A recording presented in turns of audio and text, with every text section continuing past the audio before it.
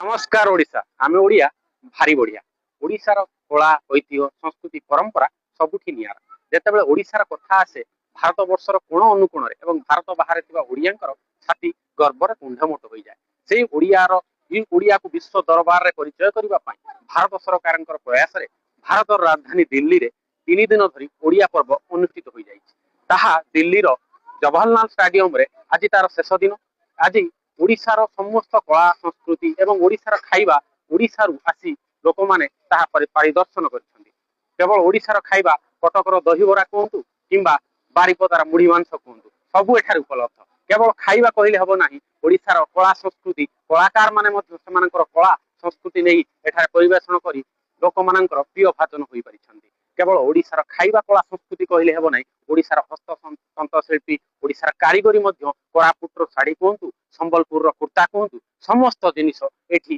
प्रदर्शन करा जाउछि बिक्री करा जाउछि आसंतु बोली देखिबा हमर ओडियांकर कलाकृति एवं ओडिशार परिदर्शन आसंतु बोली देखिबा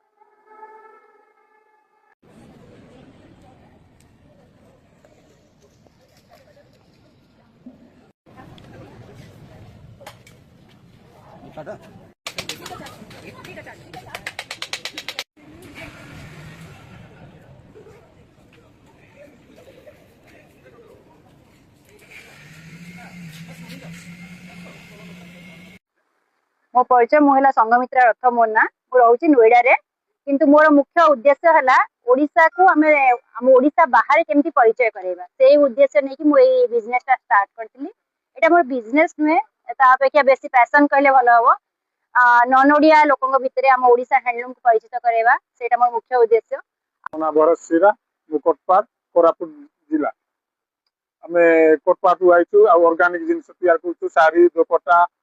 ड्रेस मटेरियल सब जिनस तैयारी कर आपन देखुथिबे सब गंगा जमुना जिनस जोटा कि हमको एनिमल जिनस मासे करिया को लागुची ए सब जिनस मासे होउची आसंतु आपन मान देखिबे ओडिशा पर्व रे समस्त बुली की जानतु आ हमर जिनस सब देखि की गोटे दीदिका जिनस नै की जानतु धान बिना पूजा हुएनी धान पूजा पाठ बहुत